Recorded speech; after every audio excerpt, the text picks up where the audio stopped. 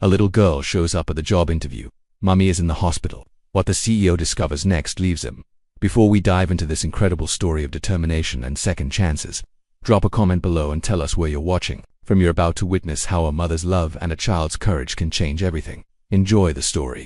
The fever hit Rebecca Chen like a freight train at 3:47 a.m. on a Tuesday morning in Queens. One moment she was checking on 5-year-old Emma, the next she was collapsing onto the cold linoleum floor of their tiny apartment, gasping for air that wouldn't come. Mummy Emma's voice pierced through the haze of Rebecca's consciousness. The little girl knelt beside her mother, tiny hands shaking as she touched Rebecca's burning forehead. "Mummy, wake up." Rebecca's vision blurred, but she could see the terror in her daughter's eyes. With tremendous effort she whispered, "Phone Emma 911 like we practiced." Emma's hands trembled as she dialed, her voice remarkably steady. "For a child, my mummy is very sick and won't wake up properly. We live at 47 to 15 Elmhurst Avenue, apartment 3B. The paramedics arrive within minutes, their voices urgent as they assessed Rebecca's condition. "Severe pneumonia," one muttered. "Temperature's 104. We need to move now." At Queens General Hospital, Rebecca drifted in and out of consciousness, connected to machines that beeped steadily. Emma sat in the uncomfortable plastic chair beside her bed, clutching a manila folder like a lifeline. The phone rang at 8:30 a.m. Rebecca's eyes fluttered open as she fumbled for it. Double quotes, "Miss Chen, this is Victoria from Thompson Industries. We're confirming your interview today at 10 a.m. for our professional reintegration program. This is your final opportunity, as stated in our correspondence." Rebecca's heart sank. 3 years of preparation, countless nights studying after Emma went to bed, learning coding languages and brushing up on engineering principles she'd abandoned 6 years ago when pregnancy derailed her Columbia University dreams. "Please, Rebecca," croaked her voice barely audible. "I'm in the hospital. Could we possibly reschedule? This program means everything to me." "I'm sorry, Miss Chen. Company policy is clear. No exceptions. No rescheduling. This was your designated time slot." The line went dead. Rebecca stared at the folder Emma had carefully carried to the hospital, her resume, her certificates, her letters of recommendation, all worthless now. Tears streamed down her face as she looked at Emma, who was watching with those impossibly wise eyes that had seen too much hardship for a 5-year-old. "Mummy," Emma whispered, "are you going to miss your important meeting?" Rebecca nodded, unable to speak past a lump in her throat. For the first time in years, she felt completely defeated. 6 years earlier, Rebecca Chen was a different person entirely. At 22, she was the golden girl of Columbia University's engineering program, her brilliant mind earning her a full scholarship and a coveted internship at NASA. Her professors called her exceptional. Her future seemed limitless. "Rebecca, you're going to change the world," her advisor had said, reviewing her thesis on sustainable energy systems. "This NASA internship is just the beginning." David Chen, her boyfriend of 2 years, shared her dreams. They spent countless nights in the library, planning their future together: graduation, marriage, careers that would make a difference. He was studying business. She was mastering engineering. They were going to be the perfect power couple. Then came that October morning when everything changed. Rebecca stared at the pregnancy test in her dorm bathroom, hands shaking, 2 pink lines. Her world tilted on its axis. "David, we need to talk," she whispered into her phone. The conversation that followed shattered her heart. "I can't do this, Rebecca. I'm not ready to be a father. I have my whole life ahead of me. What about our plans? What about us? There is no us anymore." "I'm sorry." He was gone within a week, transferring to a university across the country. Rebecca never saw him again. Her conservative parents' reaction was even worse. "You've brought shame to our family," her mother said coldly. "Don't expect our support for your poor choices." The family that had celebrated her academic achievements now turned their backs completely. Rebecca was alone, pregnant, and facing an impossible choice. She tried to continue her studies, but morning sickness and financial pressure made it unbearable. With only 4 classes left to graduate, Rebecca Chen, the girl who was going to change the world, walked away from Columbia University forever. The next months blurred together in a haze of survival. She worked as a babysitter while pregnant, her growing belly making it harder to find jobs. After Emma was born, she cleaned office buildings at night while her baby slept in a carrier. She waited tables, delivered packages, took any work that would pay the bills. Her incomplete diploma sat in a drawer, a painful reminder of dreams deferred. Every night, after Emma fell asleep, Rebecca would study online courses and coding tutorials, keeping her mind sharp, refusing to let her intellectual gifts atrophy. One day, she would whisper to sleeping Emma, "Mummy will finish what she started. One day, we'll have the life we deserve." Each sacrifice, each sleepless night, each moment of desperation only strengthened her resolve. The Thompson Industries interview represented 3 years of methodical preparation, her shot at redemption. Now, lying in that hospital bed watching that dream slip away, Rebecca felt the weight of every sacrifice she'd made. Emma Chen had learned to be observant. At 5 years old, She understood things most children her age couldn't grasp. She'd watched her mother work multiple jobs, seen her study late into the night, and heard the phone calls to bill collectors when Rebecca thought she was sleeping now. Sitting beside her mother's hospital bed, Emma had heard every word of that devastating phone conversation with Thompson Industries while Rebecca slept under the influence of fever-reducing medication. Emma's young mind raced. She'd heard her mother talk about this interview for months. She knew it was important, maybe the most important thing that had ever happened to them. "Excuse me," Emma said softly to Helena Rodriguez, the head nurse who'd been checking on her mother regularly. Helena was a grandmother herself and had taken a special interest in the articulate little girl. "What is it, sweetheart?" Helena knelt down to Emma's eye level. "My mommy missed her very important job meeting because she's sick. Is there any way someone could go for her?" Emma's question was delivered with startling maturity. Helena's heart clenched. "Oh honey, that's not how job interviews work. Your mommy has to go herself." Emma was quiet for a long moment, then looked up with determination that reminded Helena, what of her own granddaughter? "Could you help me go instead? I know everything about my mommy. I know why she's the best person for the job." "Emma, that's very sweet, but please," Emma interrupted, her voice steady despite the tears forming in her eyes. "My mommy has been preparing for this for so long. She studies every night after I go to bed. She learns computer things and fixes broken electronics for our neighbors. She's really smart." Helena looked at this extraordinary child, then at Rebecca sleeping peacefully, clutching that manila folder even in her medicated state. Something about Emma's unwavering faith in her mother touched Helena deeply. "You really think you could represent your mummy?" Helena asked gently. Emma nodded seriously. "I listen when she practices. I know all about her projects and why she wants to work at Thompson Industries. She says they help people get second chances."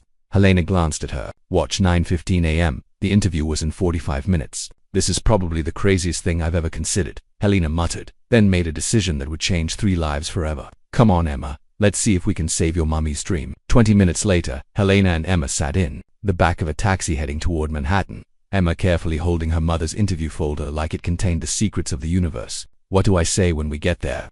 Emma asked, suddenly nervous. "Just tell them the truth, sweetheart. Tell them about your mommy." Emma nodded solemnly. "Mommy always says the truth is the most powerful thing we have." As the taxi pulled up to the gleaming Thompson Industries building, Emma took a deep breath and gripped the folder tighter. "Mommy deserves this chance," she whispered to herself, then stepped out onto the sidewalk with the determination of someone 3 times her age. 52 floors above the busy Manhattan streets, Marcus Thompson stood in his corner office, surveying the empire he'd built from nothing. At 35, he was worth $2.8 billion, his name synonymous with innovation and success. Yet, the panoramic view of the city felt as cold as the man who owned it. Marcus had learned early that emotions were liabilities. Orphaned at 7 when his parents died in a car crash, he'd bounced between foster homes where survival meant building walls higher than skyscrapers.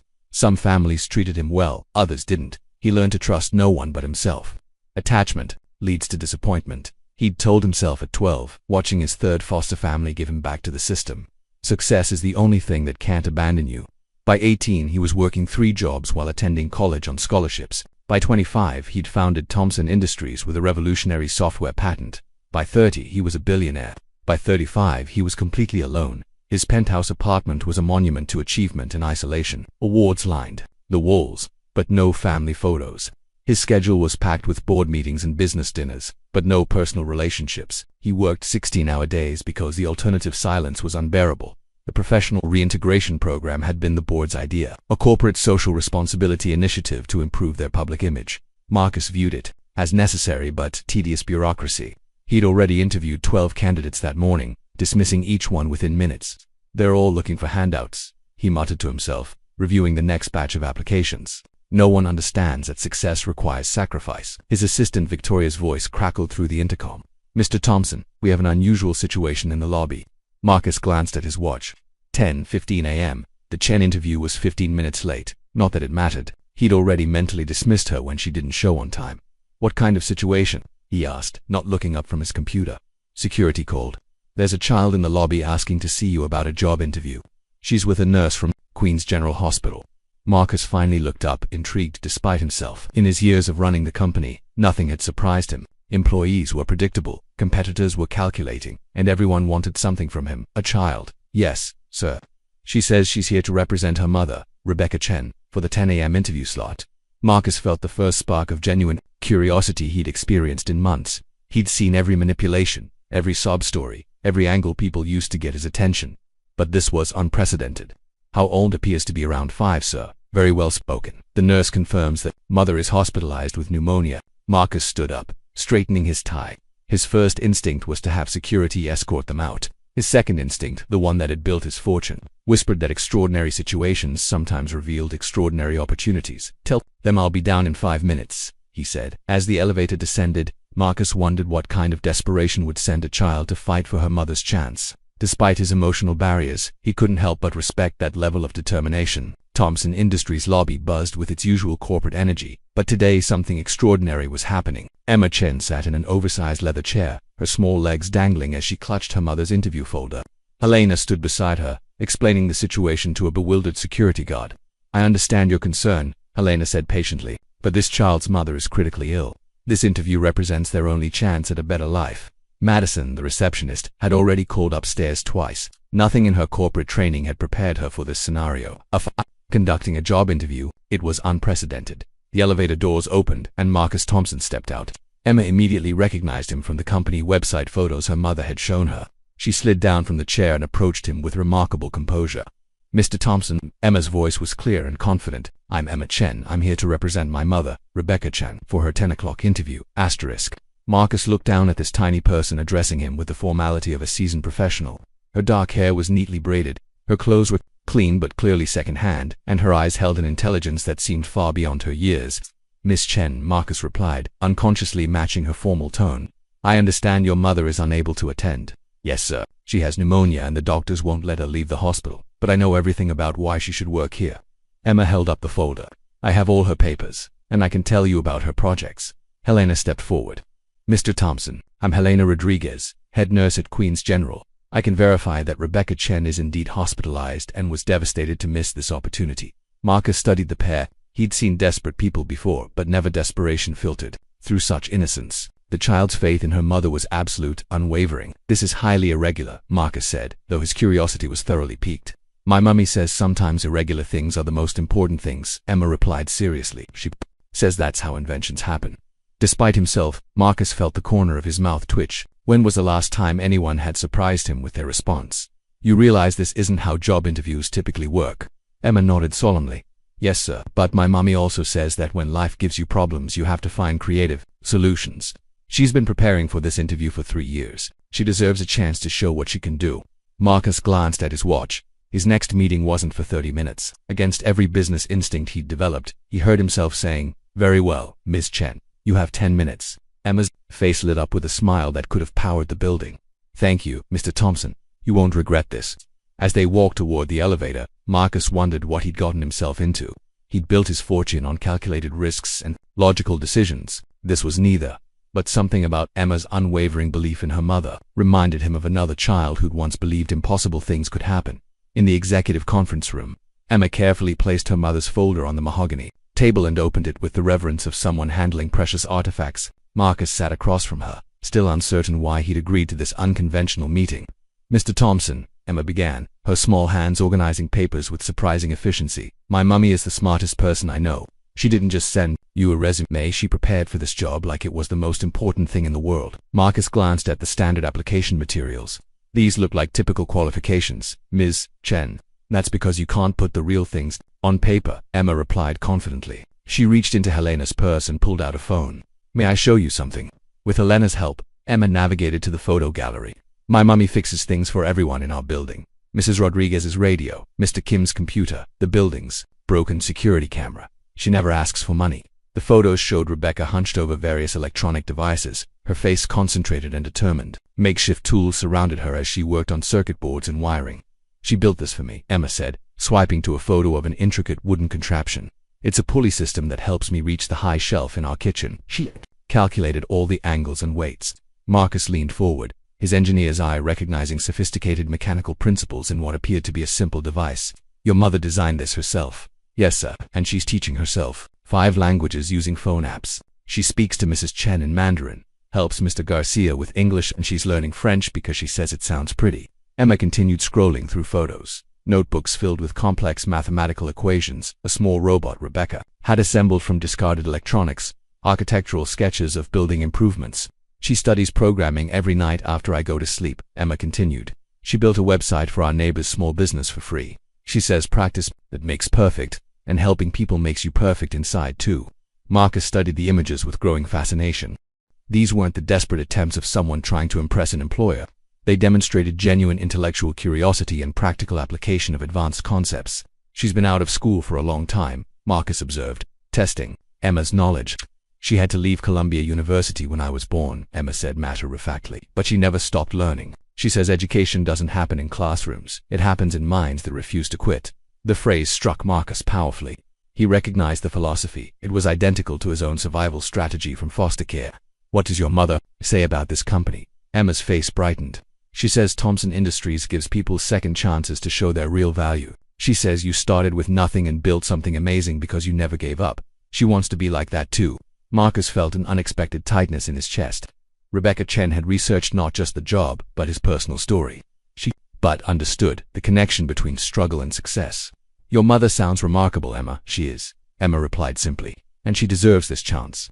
The next morning, Marcus Thompson did something he hadn't done in 15 years of running his company. He left the office during business hours for a personal visit. Queen's General Hospital felt foreign to him. Its sterile corridors and antiseptic smells a stark contrast to his polished corporate world. He found Rebecca in room 314 sitting up in bed, looking remarkably alert despite her recent illness. Her eyes widened in shock when he entered. Mr. Thompson, I don't understand. How did you— Your daughter is quite persuasive, Marcus said, pulling up a chair beside her bed. She gave me the most unconventional interview presentation I've ever witnessed. Rebecca's face flushed with embarrassment. I'm so sorry. Emma shouldn't have bothered you. I know how inappropriate it wasn't inappropriate, it was extraordinary. Marcus's voice was measured, professional. Tell me about your work at Columbia before you left. For the next hour, Marcus conducted a real interview. He asked Rebecca about advanced engineering concepts, programming languages, and system optimization theories. Her responses revealed a mind that had not only retained complex technical knowledge, but had continued developing it through years of independent study. Your theoretical understanding is impressive, Marcus said. But what about practical application? Rebecca's eyes lit up. I've been freelancing small projects for 2 years. Website development, database management, even some basic automation systems for local businesses. Nothing large scale, but enough to keep my skills sharp. Why Thompson Industries specifically? Rebecca took a deep breath. Because you understand that talent isn't always packaged conventionally. Your company has a reputation for innovation and giving people opportunities to prove themselves through results, not just credentials. Marcus studied her carefully. You researched my background. I research everything that matters to my daughter's future, Rebecca replied simply. I know you built this company from nothing after aging out of foster care. I respect that journey. The honesty struck Marcus. No flattery, no manipulation, just straightforward acknowledgement of shared understanding about overcoming adversity.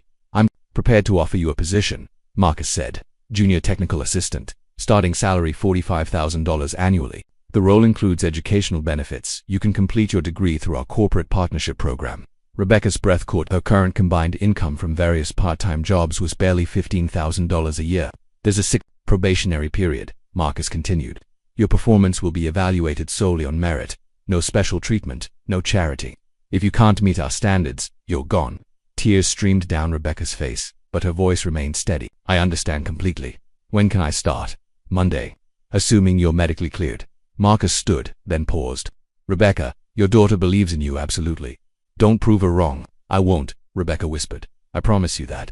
As Marcus walked toward the elevator, he felt something he hadn't experienced in years. Anticipation for someone else's success. Emma's unwavering faith in her mother had reminded him why he'd started his company in the first place, to prove that potential matters more than pedigree. Rebecca's first day at Thompson Industries was met with barely concealed skepticism. Word had spread quickly through the office about the charity case. The single mother whose 5-year-old had somehow convinced Marcus Thompson to give her a job. I heard she never even finished college, whispered Janet from accounting as Rebecca walked past. Probably just another PR move, added Tom from marketing. She'll be gone in 3 months. Rebecca heard every comment, felt every sideways glance, but she'd faced worse. She arrived at 7 a.m. every day, 30 minutes before anyone else. She stayed until 7 p.m., long after most had gone home. She absorbed information like a sponge, asking intelligent questions and taking detailed notes. By her 3rd week, Rebecca had identified a critical flaw in the company's inventory management system, a coding error that was causing $500,000 in annual losses through miscalculated shipping costs. Are you certain about this? Asked David Martinez, her supervisor, reviewing Rebecca's analysis. I've triple-checked the calculations, Rebecca replied calmly. The algorithm assumes standard package dimensions, but it's not accounting for irregular shapes. We're undercharging for bulky items and overcharging for compact ones. David ran the numbers himself. Rebecca was absolutely right. 2 months later, Rebecca presented a process optimization proposal that streamlined the customer service response system, reducing average resolution time by 15% and increasing customer satisfaction scores significantly. How did you identify this pattern? Marcus asked during the monthly department review. I spent my lunch breaks in customer service, listening to actual calls, Rebecca explained. The data showed problem areas, but the real solutions came from understanding customer frustration points. By month 4, colleagues stopped referring to her as the charity case. Her technical insights were too valuable, her work ethic too obvious to dismiss. Rebecca figured out why our server crashes were happening, announced Sarah from IT during a staff meeting. It wasn't a hardware problem like we thought. It was a memory leak in the backup protocol. How much did that save us? Marcus asked. Approximately $200,000 in unnecessary hardware upgrades, plus the productivity gains from eliminating downtime. Marcus nodded approvingly, but showed no special recognition. Rebecca appreciated his consistency. She was being judged purely on results. During her 5th month, Rebecca was assigned to a struggling project team tasked with developing a client management system. The previous lead had quit in frustration, leaving behind months of unusable code. I know you're still new, David explained, but Marcus specifically requested you for this assignment. Rebecca dove into the abandoned code, working nights and weekends to understand the project's failures. She rebuilt the entire system architecture, creating elegant solutions where others had used brute force approaches. The project launched on time and under budget. The client was so impressed, they immediately contracted for 3 additional systems. Her 6-month review. Marcus sat across from her with a slight smile, the first genuine expression of approval she'd seen from him. Your probationary period is complete, he said. Congratulations, Rebecca. You've earned your place here. Rebecca felt tears forming but kept her voice steady. Thank you for the opportunity to prove myself. You did more than prove yourself. You exceeded every expectation. 1 year after Rebecca's first day, she found herself working late again on a critical project. The office had emptied hours ago, leaving only the hum of computers and the distant sound of the cleaning crew. She was deep in code when footsteps approached her cubicle. Still here? Marcus's voice carried a note of concern rather than criticism. Rebecca looked up, rubbing her tired eyes. The Morrison account needs this system integration completed by Friday. I'm close to solving the authentication protocol issue. Marcus glanced at his watch. 9:47 p.m. When did you last take a break? I grabbed coffee around 6, Rebecca admitted sheepishly. Come on, Marcus said, surprising her. Conference room. Let me take a look at what you're working on. For the next 2 hours, they worked side by side, debugging code and troubleshooting system conflicts. Marcus's technical expertise was impressive. He hadn't lost his engineering edge despite years in executive leadership. Try running it through the secondary validation loop, Marcus suggested, pointing at a particularly complex section of code. Rebecca implemented his suggestion, and suddenly the system responded perfectly. That's brilliant. I've been overthinking the primary pathway for hours. Sometimes the solution is simpler than we make it, Marcus replied, then surprised himself by adding, I learned that lesson the hard way. Something in his tone made Rebecca pause. They were alone in the conference room, the city lights twinkling beyond the windows. For the first time, Marcus seemed less like the untouchable CEO and more like a fellow survivor. Foster care must have been difficult, Rebecca said gently. Marcus stiffened slightly, then slowly relaxed.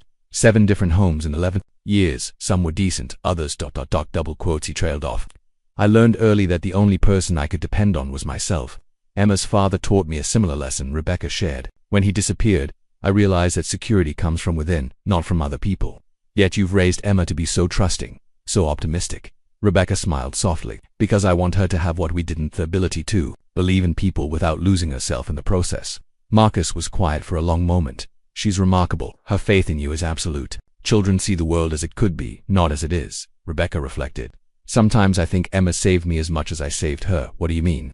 When David left, I felt like damaged goods, worthless. But Emma looked at me like I was the most capable person in the world. Eventually, I started seeing myself through her eyes instead of through my own fear. Marcus understood completely. I've spent so many years building walls that I forgot why I started building them in the first place. To protect yourself from further abandonment, Rebecca said softly. But walls that keep pain out also keep joy out. The observation hit Marcus like a physical blow. When was the last time he'd experienced genuine joy? Success, satisfaction, achievement, yes, but joy, the simple pleasure of human connection.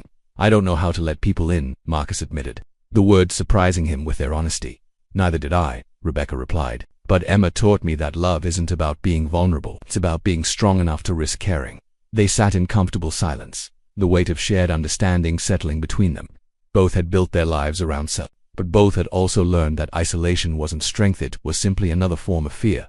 "This project we're working on," Marcus said eventually, "it's not just about the Morrison account, is it?" Rebecca looked puzzled.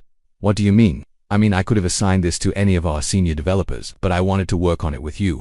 The admission hung in the air between them. Rebecca felt her heart skip slightly, but she kept her voice steady. "Why?" "Because somewhere along the way, I started looking forward to our professional conversations.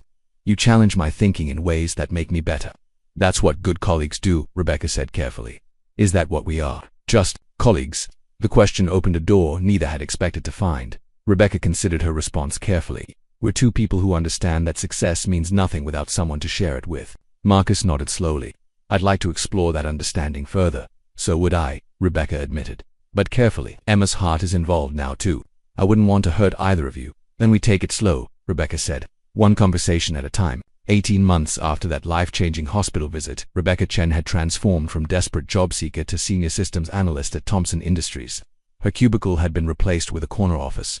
Her projects had grown in scope and importance, and her colleagues now sought her expertise rather than questioning her presence. Emma, now 6 years old, had grown more confident and articulate. The shy child who once clung to her mother's leg now marched into the Thomson Industries lobby like she owned the place, greeting security guards by name and charming the reception staff with stories about her latest school adventures.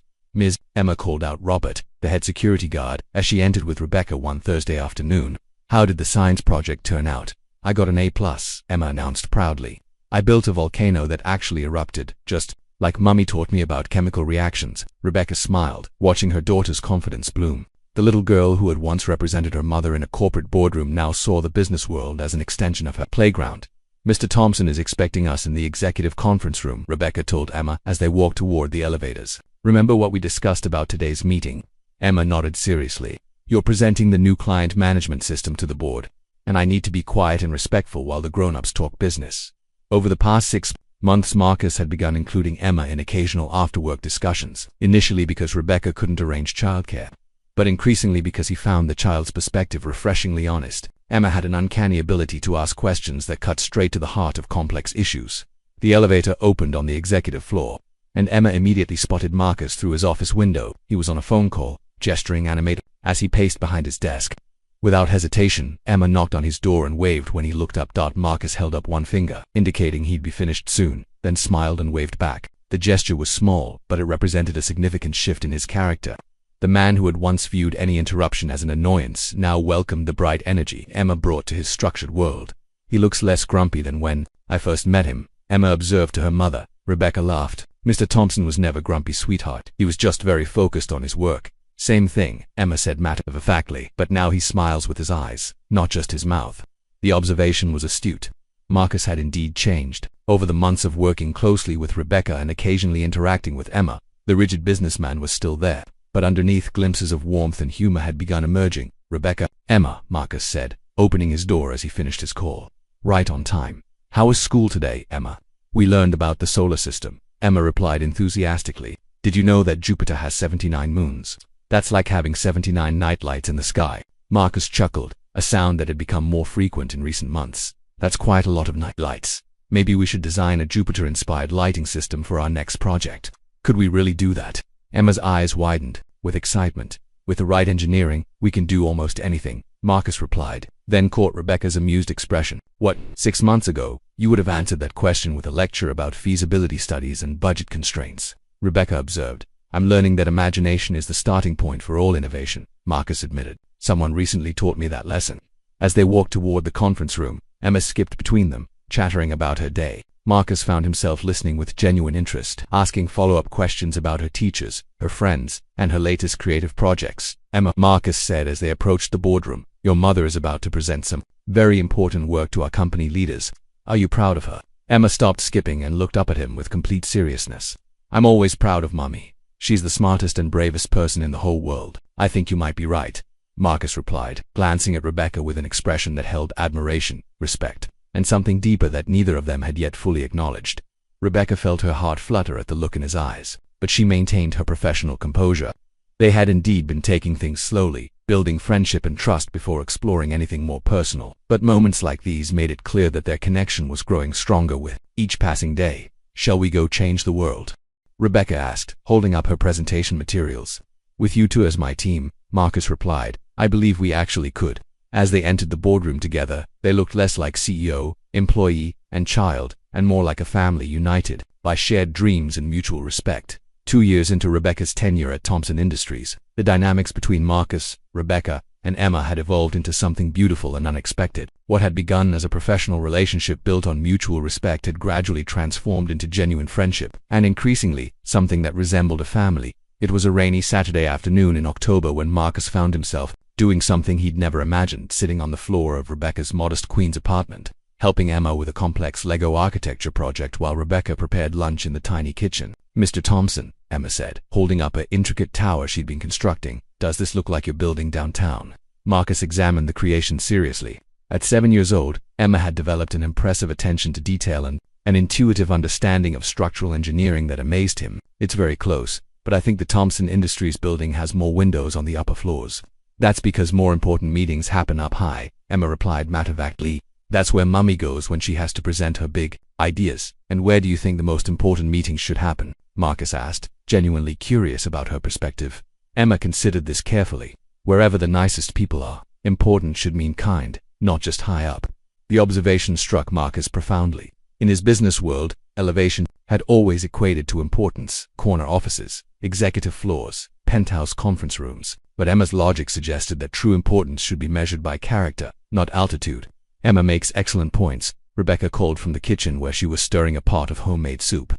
Maybe Thompson Industries should have its most important meetings in the cafeteria, where everyone feels comfortable. Actually, Marcus said thoughtfully, that's not a terrible idea. Some of our best innovations have come from casual conversations, not formal presentations. Over the past months, these Saturday afternoons had become a cherished routine.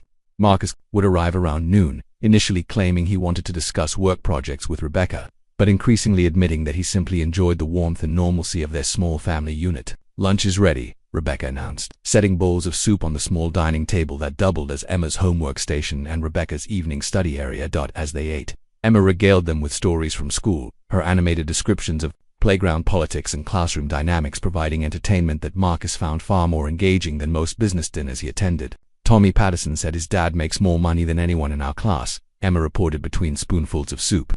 I told him that making money isn't as important as making people happy. What did Tommy say to that?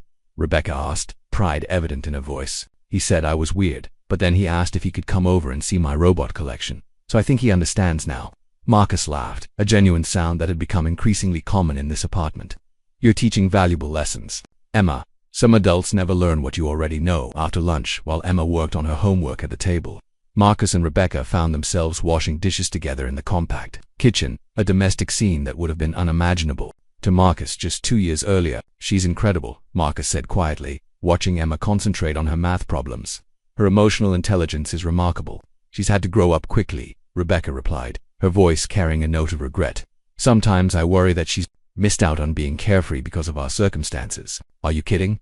Marcus dried a plate thoughtfully. She's the most joyful person I know. She finds wonder in everything.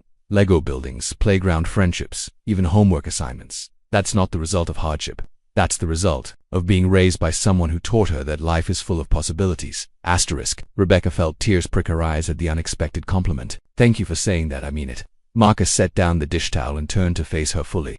Rebecca, watching you with Emma has taught me things about parenthood, about love, about creating security for another person that I never understood before. The moment felt significant, weighted with unspoken feelings that had been building between them for months. They were standing close in the small kitchen, the sounds of Emma's pencil scratching on paper and the gentle rain outside creating an intimate atmosphere. Marcus, Rebecca said softly, these afternoons mean everything to us, to both of us. They mean everything to me too, he admitted. I've never had this before, this sense of belonging somewhere, with people who accept me not because of what I've accomplished, but because of who I am when I'm here with you. Emma's voice interrupted the moment. Mr. Thompson, can you help me with this word problem? It's about calculating how much paint you need to cover a wall, and Mummy says you're really good at math. Marcus smiled, the interruption feeling natural, rather than intrusive. Of course, Emma, let's tackle that wall painting problem together. As he sat beside Emma at the table, explaining mathematical concepts in ways that made her giggle with understanding, Rebecca watched from the kitchen doorway, the sight of this powerful businessman patiently helping her daughter with homework. his executive demeanor replaced by gentle encouragement, filled her heart with emotions she'd been trying to keep carefully controlled. "You know what," Emma said suddenly, looking up from her math worksheet. "You should come to my school's family day next week. Mummy always comes alone, but lots of kids bring two grown-ups." Rebecca felt her breath catch. Emma's innocent suggestion had crossed into territory. They'd been carefully avoiding the question of what their relationship was becoming. Marcus looked at Rebecca, seeking guidance. Would that be appropriate? Rebecca saw the hope in his eyes, matched by the expectant expression on Emma's face. These two people who had transformed her life were asking to become an official part of it. "I think," Rebecca said carefully, "that would be very nice." Emma clapped her hands excitedly. "This is going to be the best family day ever."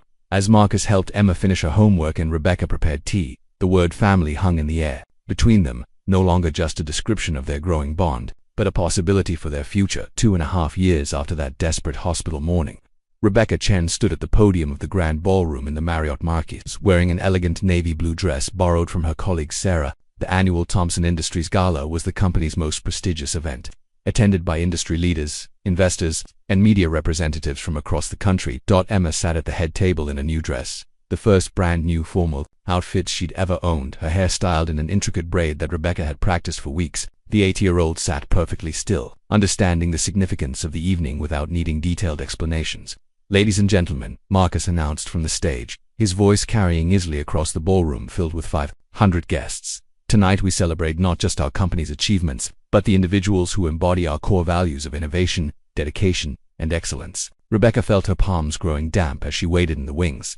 Her promotion to project manager had been announced internally 3 weeks ago, but tonight's recognition would make it public. More importantly, it would validate everything she'd worked for since that day Emma had walked into this building on her behalf. "This year's Innovation Leadership Award goes to someone who joined our company under unique circumstances," Marcus continued, his eyes briefly finding Rebecca's in the crowd. "Someone who has consistently exceeded expectations, not through credentials or connections, but through pure determination and remarkable talent." The audience stirred with anticipation. Rebecca could see industry rivals and competitors at various tables, their attention focused on Marcus's words. This moment would establish her professional reputation beyond Thompson Industries. "Rebecca Chen joined us as a junior technical assistant." Marcus's voice grew stronger, more emphatic. "In 30 months, she has saved this company over $3 million through innovative solutions, process improvements, and project leadership that consistently delivers results ahead of schedule and under budget." Applause began building throughout the ballroom. Rebecca saw Emma sitting straighter in her chair, her small face glowing with pride. "But statistics don't tell the complete story," Marcus continued. "Rebecca Chen represents something more valuable than efficiency or cost savings. She represents the power of second chances, the importance of recognizing talent regardless of its packaging, and the extraordinary results that occur when determination meets opportunity." Marcus paused, his gaze sweeping across the distinguished audience.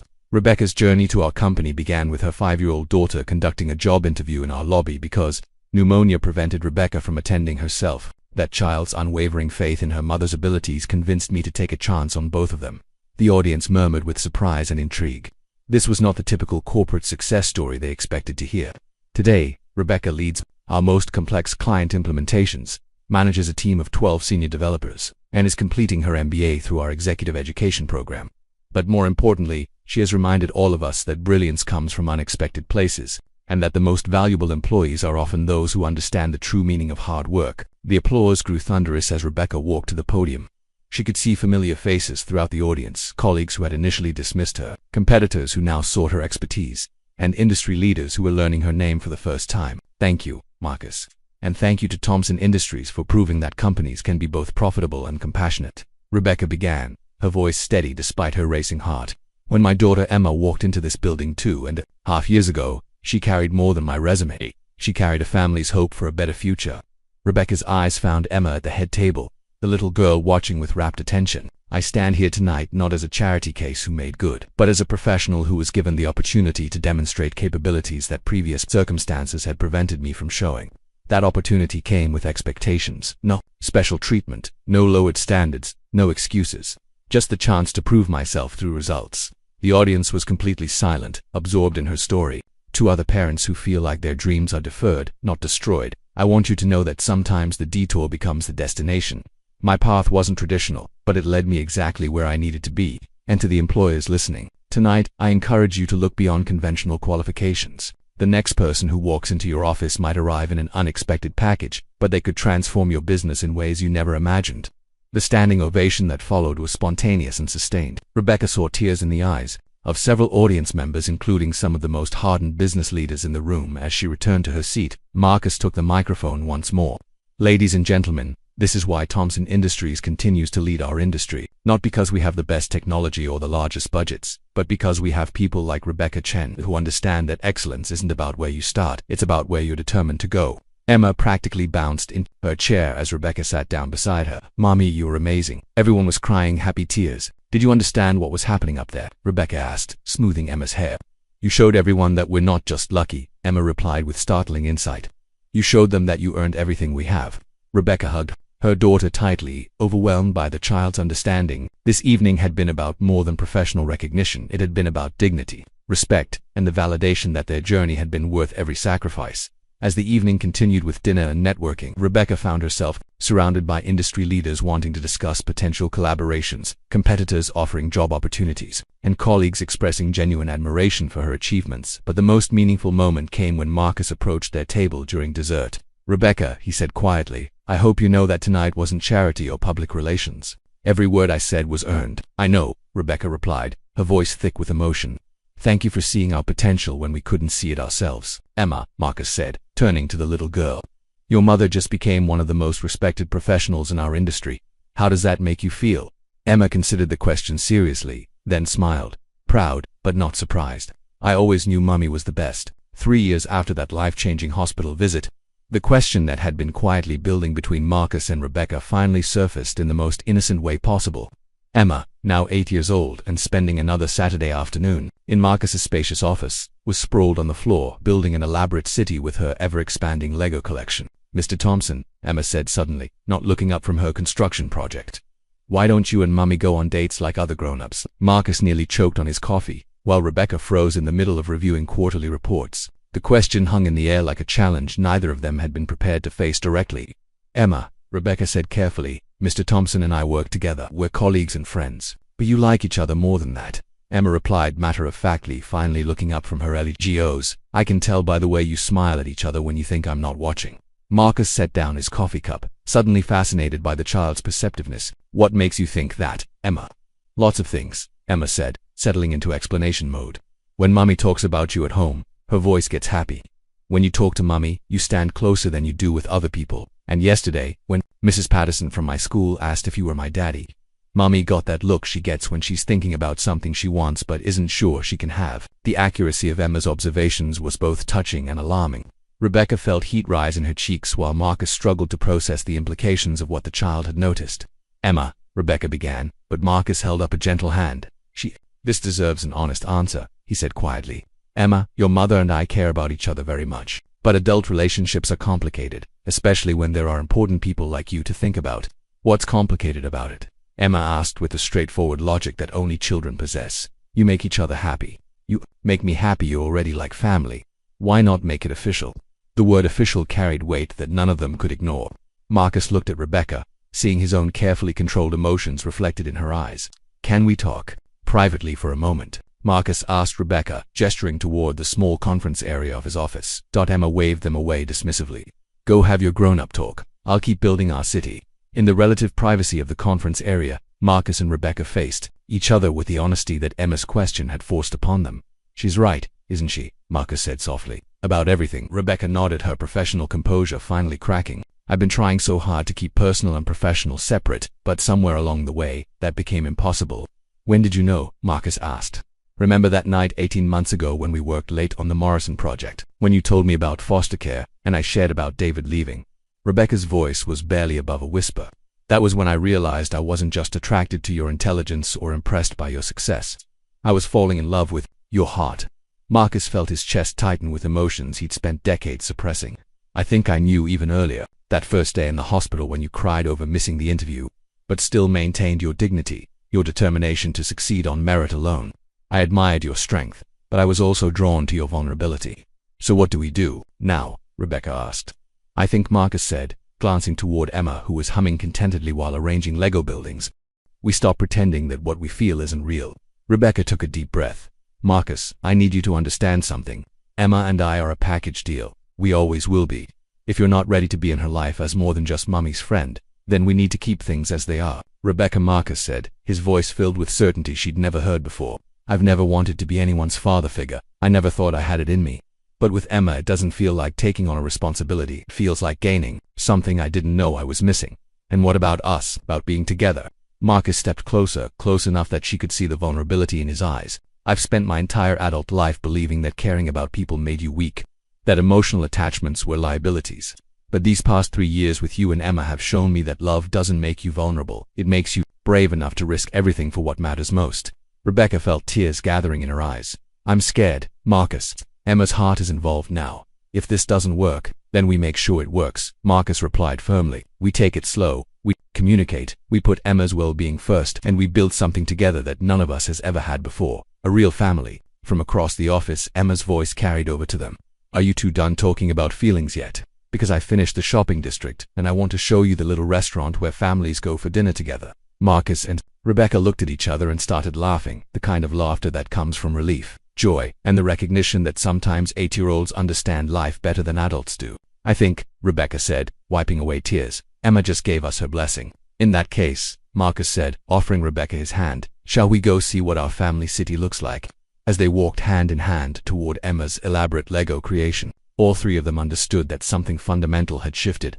The careful boundaries they'd maintained were finally dissolving, replaced by the honest acknowledgement of what they'd all known for months. They belonged together. Emma looked up as they approached, her face bright with satisfaction. I built us a house with a big yard and a workshop where Mummy can fix things and Mr. Thompson can work on important projects. And look, there's even a swing set for when other kids come over to play. Marcus knelt down beside Emma's creation, genuinely moved by the care she'd put into designing their imaginary future. It's perfect, Emma, absolutely perfect. I know, Emma replied confidently. I'm good at building things that make people happy. Looking at the hope and love reflected in both Rebecca's and Emma's faces, Marcus realized that the child was absolutely right. Emma had been building their family from the very beginning. She'd just been waiting for the adults to catch up. For years after that desperate morning in Queen's General Hospital, Rebecca Chun Thompson stood in her corner office on the 4th floor of Thompson Industries, reviewing the final details of her latest project implementation. The nameplate on her door read Vice President of Innovation Development, a title she'd earned through consistent excellence and visionary leadership. Emma, now 9 years old, sat at the small conference table Rebecca kept in her office, working on homework while waiting for their family dinner plans. The confident, articulate child bore little resemblance to the frightened 5-year-old who had once carried her mother's dreams in a manila folder. Mummy, Emma said, looking up from her math worksheet, Tommy Patterson asked me again if Mr. Thompson is my real dad. Rebecca paused in her work, considering how to address the question that had become more frequent since she and Marcus had married 6 months earlier in a simple ceremony attended by their Thompson Industries family. What did you tell him? Rebecca asked gently. I told him that families aren't just about blood, Emma replied with wisdom that continued to amaze Rebecca. I said Marcus chose to be my dad, which makes it even more special than getting one by accident. Marcus appeared in the doorway, having overheard the last part of their conversation. That's exactly right, Emma. Being your father is the greatest choice I've ever made. Emma beamed and ran to hug him, a ritual that had become as natural as breathing over the past year. Marcus had adapted to fatherhood with the same methodical determination he applied to business, but with a gentleness that surprised everyone who knew his professional reputation. How was the board meeting? Rebecca asked, noting the satisfied expression on her husband's face. Excellent news, Marcus replied, sitting beside Emma at the conference table. The Watson Industries merger is moving forward, and they specifically requested that you lead the integration team. They've heard about your reputation for managing complex transitions. Rebecca felt a familiar surge of pride at earning recognition, based purely on professional merit. When do they need an answer? Next week, but there's one condition, Marcus continued with a slight smile. They want the meeting held in their San Francisco office, and they've requested a family-friendly timeline because they know we have Emma to consider. Emma's eyes lit up. Does that mean we get to go to California together? If your mother accepts the position, Marcus said, it would mean a 2-week trip where we could work and explore San Francisco as a family. Rebecca marveled at how naturally the word family had integrated into their vocabulary. The careful boundaries and professional distances of their early relationship had evolved into easy intimacy and shared decision-making. I think I'd like that very much, Rebecca said, reaching for Marcus's hand across the table. Their wedding, that had been intentionally simple, a ceremony in the Thompson Industries garden with their chosen family of colleagues who had witnessed their entire journey. Emma had been the flower girl, declaring afterward that she'd never seen two people smile so much in one day. The legal adoption papers had been finalized just last month, making Marcus officially Emma's father. When the judge had asked Emma if she understood what adoption meant, she'd replied, "It means Marcus's promises to love me forever, even when I'm difficult." The entire courtroom had laughed, including the judge. "Are you happy, Mommy?" Emma asked suddenly, the kind of direct question that had become her trademark. Rebecca looked around her office at the awards lining the walls, the family photos on her desk, the view of Manhattan that stretched beyond her windows. But most importantly, she looked at Emma and Marcus, the two people who had transformed her life in ways she'd never imagined possible. "I'm more than happy, sweetheart. I'm grateful." "What's the difference?" Emma asked, with characteristic curiosity. "Happy is what you feel in the moment," Rebecca explained. "Grateful is what you feel when you realize that everything difficult you went through led you exactly where you needed to be." Marcus squeezed her hand, understanding completely. Their individual journeys through abandonment, struggle, and self had prepared them to build something together that neither could have created alone. "Ready to go home?" Marcus asked, beginning to pack up Emma's homework. "Yes," Rebecca replied, gathering her own materials. "Let's go home." As they left the office together, Rebecca reflected on how the word home had evolved. It was no longer just a place, it was wherever the three of them were together. 5 years after that desperate morning in Queens General Hospital, Emma Chun Thompson walked through the gleaming lobby of Thompson Industries wearing a special visitor badge that read Future Engineer. At 10 years old, she moved through the corporate corridors with the confidence of someone who belonged, greeting security guards and receptionists who had watched her grow from a frightened 5-year-old into a remarkable young woman. Today was Bring Your Daughter to Work Day, but for Emma, it held deeper significance. She was accompanying both her parents, Rebecca, now Executive Vice President of Innovation, and Marcus, the CEO who had become her father in every way that mattered. "Look, Emma," Rebecca said, stopping before a framed photograph in the executive hallway. "Do you remember this picture?" Emma studied the image herself at 5 years old, standing in Marcus's office, clutching her mother's interview folder with Helena Rodriguez beside her. The photo had become legendary within Thompson Industries, a symbol of the company's commitment to recognizing potential in unexpected places. "I look so little," Emma observed, "and scared." "You were brave," Marcus corrected gently. "You were the bravest person I'd ever met." In his office, Emma settled into the chair where she'd once sat to represent her mother, but now she was here representing herself and her own dreams. Walls displayed her artwork alongside Marcus's business awards, and her latest robotics project sat proudly on his desk. "Emma," Rebecca said, "do you understand what happened here 5 years ago?" Emma nodded thoughtfully. "You and Marcus were both lonely and didn't know how to let people love them. I helped you figure it out." The simple truth of her statement made both adults smile. Emma had indeed been the catalyst for everything that followed, and now Marcus asked, "Now we're a real family," Emma replied with satisfaction. "And next year, when I start middle school, I want to study engineering like Mummy did. I want to build things that help people, just like you both do." As they prepared to leave for lunch, Emma paused at Marcus's desk and picked up the framed photo of that first day. "Can I tell you a secret?" Both parents nodded. "When I walked into this building that first day, I wasn't just trying to get Mummy a job, I was trying to find us a family. I could tell you needed us as much as we needed you." The admission took their breath away. At 5 years old, Emma had possessed wisdom that had eluded to accomplished adults. "How did you know?" Rebecca whispered. "Because lonely people recognize each other," Emma said simply. "And I knew that if you met Mummy, you'd love her just like I do. I just had to make sure you gave her a chance." Marcus knelt down to Emma's eye level, his voice thick with emotion. "Thank you for giving me a chance to, Emma. Thank you for teaching me that love doesn't make you weak, it makes you complete." As they walked through the lobby together, Emma pointed to the company motto etched in marble, "Innovation through opportunity." "That's us," she said proudly. "We're Thompson Industries' best success story." Rebecca and Marcus exchanged glances over their daughter's head, both understanding that Emma was absolutely right. They had indeed become the company's greatest innovation, not through technology or business strategy, but through the simple recognition that sometimes the most extraordinary opportunities come in the most unexpected packages.